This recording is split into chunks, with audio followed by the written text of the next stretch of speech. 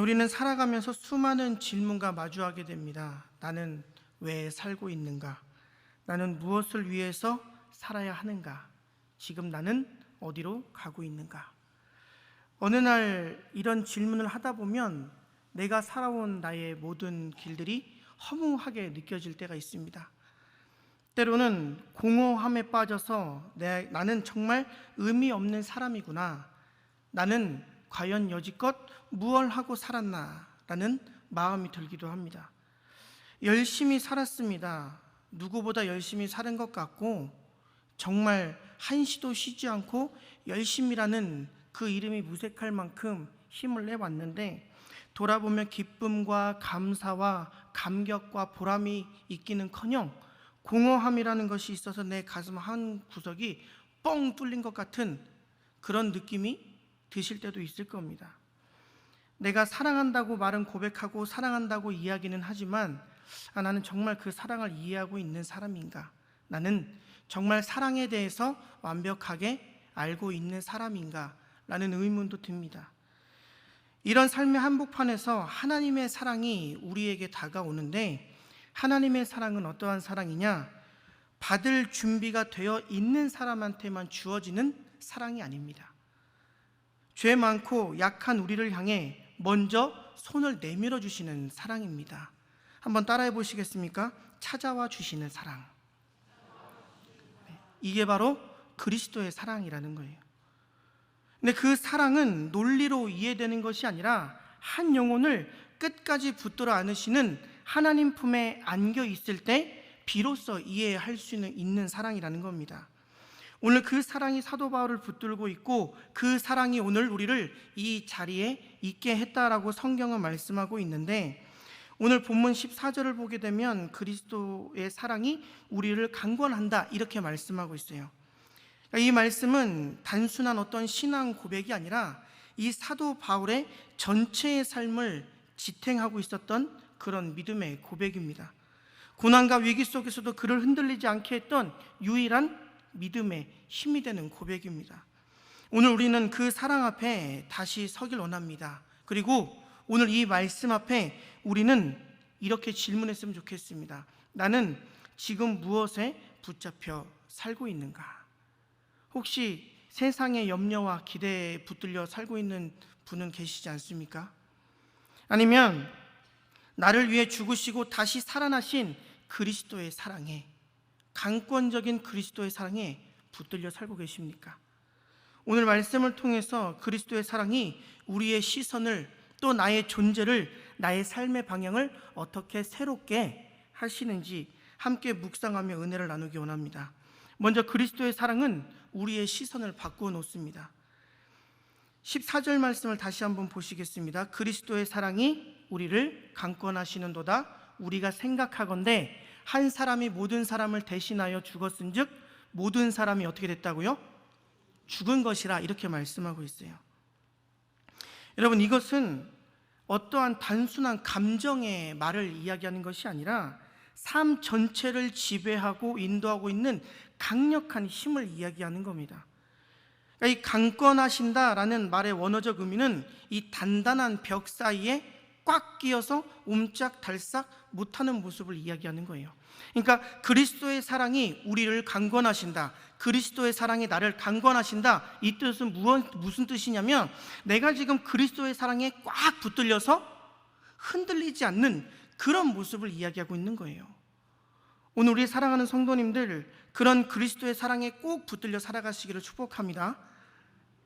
바울이 말하는 강권하신다는 것은 그리스도의 사랑으로 우리가 단순히 위로받고 감동하는 그런 차원을 넘어서서 그 사랑 안에 옴짝달싹할 수 없을 정도로 꼭 붙들려 머물게 하면서 삶의 방향도 시선도 완전히 바꾸게 하시는 그런 능력을 이야기하는 거예요. 바울은 이전에 사람을 외적인 기준으로, 자신의 그 육체적인 판단으로 사람을 바라봤어요. 옆 사람을 한번 바라보시겠습니까? 3초간만. 하나, 둘, 셋. 어떻게 막 예수님의 사랑이 느껴지십니까? 막 옆 사람을 보니까 막 성령 충만해가지고 막 눈이 지금 막 저처럼 초롱초롱 빛이 나나요? 세상의 시선에, 학벌에, 배경에, 외모에, 지위 같은 것들로 사람을 판단하던 사람이 바로 사도 바울이었어요. 심지어는 예수님조차도 그렇게 평가했던 사람입니다. 그런데 그가 부활하신 주님을 만나고 나서는요, 사람을 보는 눈이 바뀌기 시작했어요. 그리스도의 사랑을 진짜 경험하게 되면 우리는 더 이상 기록된 과거로 사람을 평가하고 바라보지 않는다라는 겁니다. 하나님이 그 사람 안에 시작하신 새로운 가능성을 보기 시작해요. 관계를 향한 우리의 태도도 달라지게 됩니다. 비판보다는 이해하게 되고요, 경쟁보다는 서로 축복하게 되고, 냉소한 태도보다는 서로 기도하면서 그 부족한 사람을 위해서 기도할 수 있는 마음을 가지게 됩니다. 여러분, 혹시 지금 누군가를 육체대로 보고 계시진 않으십니까? 가정 안에서, 교회 안에서, 여러분들이 속한 공동체 안에서 여러분이 십자가의 시선으로 보는 법을 잃어버리고 지금 내가 가진 시선으로, 내가 가진 그 어떤 세상의 잣대로 사람을 바라보고 있진 않으십니까? 오늘 그런 우리를 향해서 주님이 분명하게 말씀해 주고 계신 거예요. 내 사랑을 진짜로 네가 알게 되면 너는 사람 보는 눈이 어떻게 된다고요? 바뀌게 된다고요. 오늘 그 시선을 갖고 살아가시기를 소망합니다. 그리스도의 사랑은 우리의 존재를 날마다 새롭게 해주십니다. 우리 고린도후서 5장 17절 말씀 같이 한번 읽어보겠습니다. 17절 말씀입니다. 그런즉 누구든지 그리스도 안에 있으면 새로운 피조물이라. 이전 것은 지나갔으니 보라 새 것이 되었도다. 아멘. 우리는 이 신앙생활을 종종 조금은 더 나은 삶, 조금은 더 착한 삶, 여기에 딱 기준을 두고 신앙을 판단합니다. 그런데 오늘 17절 말씀의 의미는요, 믿음은 우리에게 단순한 위로만, 단순한 어떤 신앙의 격려만을 주는 게 아니라 우리 존재 자체를 바꾼다는 거예요. 하나님께서는 단지 우리를 좋은 사람으로 바꿔놓으시기 위해서 우리에게 복음을 주신 것이 아니라는 겁니다. 완전히 새로운 존재, 새 창조로 우리를 다시 만들어 가신다는 거예요. 오늘 보라라는 이 외침은 헬라어 원어에서 강조된 명령 중에 하나인데, 하나님은 오늘 말씀을 통해서 우리에게 말씀하고 있는 거예요. 봐라, 이제 너는 더 이상 과거의 사람이 아니다. 너는 내가 새롭게 지은 새 사람이다. 이렇게 말씀하고 있는 거예요. 그렇기 때문에 우리는 더 이상 지난 죄책감에 눌려서 살 필요가 없습니다. 과거의 실패와 상처에 더 이상 끌려갈 필요가 없다라는 거예요. 더 이상 나는 안 된다라는 내 한계에 얽매여서 살 필요가 없습니다. 왜요? 오늘도 하나님께서는 우리 모두를 새롭게 지어가고 계시기 때문에 그렇습니다. 제가 아는 목사님 중에 성격이 진짜 이상한 목사님이 한 분 계시거든요. 진짜 제가 만난 사람 중에 진짜 최고예요. 왜냐면 저는 밥솥에 밥이 있으면 그게 아침에 한 밥이든 어제 한 밥이든 그냥 이상 없이 밥만 있으면 그냥 먹거든요. 근데 그 목사님은 그렇게 사모님을 괴롭혀가지고 매 끼니 때마다 새롭게 밥을 지으라고 한대요. 진짜 웃겨요. 그리고 반찬도 매번 끼니 때마다 어떻게 되냐면 매번 끼니 때마다 새로 만들어야 돼요. 먹다가 역시 우리 자매님들 역시 허 나왔습니다. 이게 밥을 먹다가 반찬이 남으면 보통 어떻게 하십니까? 그죠? 냉장고에 넣어놓잖아요. 그렇죠? 냉장고에 들어갔다가 그 반찬을 다시 꺼내면 안 먹는데요. 진짜 성격 이상하죠. 제가 물어봤어요. 목사님 도대체 왜 그렇게 사모님을 괴롭히세요? 그냥 먹으면 되지. 그 뭐 세 번 먹는다고 목사님 뭐 설교 더 잘해요? 이렇게 제가 물어봤더니 그 얼토당토하는 말로 저를 이렇게 유혹하고 막 미혹하고 우리 김다인 씨한테 그렇게 시키라고 얘기를 하겠는데, 뭐라고 얘기했냐면 우리는 날마다 새로 지어진 새 창조물이기 때문에 새 밥을 먹어야 된다는 거예요. 그래서 제가 전화번호를 지워버렸어요. 이단 같아가지고. 그렇게 여러분 새 밥을 먹는 그런 새 창조를 오늘 성경이 말하는 게 아니라 오늘 우리 안에 있는 속 사람을 하나님은 날마다 새롭게 창조해 주신다라는 거예요. 그렇다고 오늘 또 집에 가셔가지고 다시 밥해. 이렇게 하면 이제 그 다음에 나올 화목의 사명자의 사명을 저버리게 되는 거예요. 우리는 그리스도 안에서 하나님의 생명으로 다시 태어난 사람들인 거예요. 여러분, 그 진리를 믿고 계신다면 세상이 나를 향해 뭐라고 하든, 세상이 나를 어떻게 보든 하나님의 말씀만 우리는 믿고 의지하고 따라갈 수밖에 없게 된다는 겁니다. 너는 내 아들이고 내 딸이다. 내가 너를 새롭게 만들었다. 내가 너를 지명하여 불렀나니 너는 내 것이다. 우리는 그 믿음으로 오늘 하루를 새롭게 다시 시작할 수 있다라는 겁니다. 오늘 이 믿음으로 남은 한 주를 여러분 새롭게 다시 시작하시기를 바라요. 돌아오는 주일 전까지 믿음으로 승리하시기를 축복합니다. 과거는 지나갔고 새 것은 이미, 하나님의 역사는 이미 우리 안에 시작되었습니다. 또한 그리스도의 사랑은 우리를 화목의 사명자로 부르고 계신 거예요. 우리 18절 말씀 같이 한번 읽어보겠습니다. 18절입니다. 모든 것이 하나님께로서 났으며 그가 그리스도로 말미암아 우리를 자기와 화목하게 하시고 또 우리에게 화목하게 하는 직분을 주셨으니. 아멘. 하나님은 단지 우리와의 관계를 회복하시고 거기서 끝내신 것이 아니라 사랑을 받은 자들에게는 그 사랑을 흘려보내라고 말씀하고 계신 겁니다. 제가 좋아하는 영어 단어가 하나 있는데 그 영어 단어가 뭐냐면 오버플로잉이라는 거예요. 이 오버플로잉이 뭐냐면 차고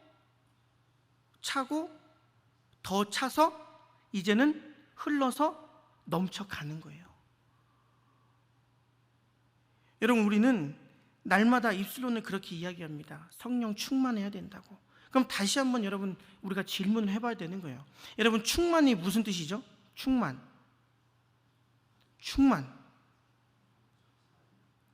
뭐라고 얘기는 하고 싶은데 얘기하면 틀릴까봐 부끄러워서 얘기는 못하겠고, 충만은 뭐냐면요, 내가 충분히 만족하는 거예요. 충분히 만족함을 누리는 거예요. 그러니까 내가 하나님의 사랑을 충분히 누려야 내가 다른 사람을 용서할 수 있는 힘이 거기서 생기는 겁니다. 내가 충만하지도 않은데, 내가 충분히 하나님의 사랑을 누리지도 못했는데 내가 용서하겠다고 한다면, 내가 하나님보다 앞서게 된다면 거기에서 또다시 상처도, 관계의 깨짐도, 틀어짐도 오게 되어 있다는 거예요. 여러분, 예수님으로 먼저 충만해지시기를 바랍니다. 그리고 그것이 가득 차곡차곡 쌓이면 언젠가는 그게 넘치게 되어 있어요. 그러면 내가 원치 않아도 그것은 흘러가게 되어 있습니다. 오늘 화목하게 하는 직분이라는 게 단지 나아가서 여러분 예수님 믿으세요, 하나님은 여러분을 사랑하십니다, 우리 교회는 당신을 기다리고 있어요 라는 이런 입으로 전하는 것만을 이야기하는 게 아닙니다. 오늘 화목하게 하는 직분이라는 건 뭐냐면 모든 일상 속에서 깨어진 관계가 회복되는 거예요. 또한 하나님과의 평화를 나누는 사람으로 살아가는 겁니다. 여러분, 가정 안에서 여러분들이 받은 그런 상처들이 회복되시기를 바라요. 여러분들이 교회 안에서 받았던 그 상처들이 회복되시기를 바라요. 여러분들이 속해 있는 모든 공동체 안에서 받으셨던 상처와 그런 아픔들이 오늘 그리스도의 강권하시는 그 사랑으로 회복되어지시기를 바라요. 그 모든 자리가 바로 화목케 하는 사명자의 자리가 되는 겁니다. 하나님의 은혜로 하나님의 가진 우리 성도님들, 혹시 마음에 아직도 미움이 있거나 마음에 용서하지 못한 관계가 있거나 화해하고 싶은데 내가 용기가 나지 않는 그런 모습이 있다면 오늘 주님의 말씀을 다시 한번 묵상해 보시기를 바라요. 내가 너와 화목했듯이 너도 화목을 시작해라. 내 사랑이 너를 먼저 안아주었듯이 너도 먼저 손을 내밀어라. 그게 우리의 사명인 겁니다. 그리고 그 사명을 살아가는 그 사람을 통해서 하나님의 나라가 이 땅 가운데 확장이 되고 하나님의 나라가 이루어지게 될 거예요. 우리의 인생에 수많은 관계가 있습니다. 수많은 이야기들도 있어요. 그러나 그 모든 것 위에 우리를 먼저 사랑하시고 대신 죽으시고 다시 살아나신 그리스도의 사랑이 있음을 꼭 기억하고 살아가시기를 바라요. 우리가 죄인 되었을 때 예수님께서는 먼저 찾아와 주셨고, 내가 힘들 때에도 외면하지 않고 포기하지 않으셨고, 내가 무너질 때에도 끝까지 나와 함께하여 주셨고, 그 사랑은 내 인생의 무게를 감당하신 주님의 십자가에서 내가 너를 사랑한다 라고 말씀하실 때 완성이 되었어요. 오늘 사도 바울은 그 사랑에 붙잡혀서 살고 있는 거예요. 여러분, 얼마나 행복하겠습니까? 내 상황이 어떻든, 내가 처한 환경이 어떻든, 내가 그리스도의 강권적인 사랑 안에 꼭 붙들려 있다면 뭐가 부러울 게 있겠어요? 여러분은 그 사랑에 붙들려 살아가시기를 바라요. 그래서 오늘 이 말씀을 맺으면서 그렇게 다시 한번 물어보시기를 바라요. 나는 지금 무엇에 이끌려 살아가고 있는가? 나는 오늘 무엇이 내 생각을 지배하고 내 마음을 흔들고 있고 내 삶의 방향을 정하고 있는가? 기도하시겠습니다.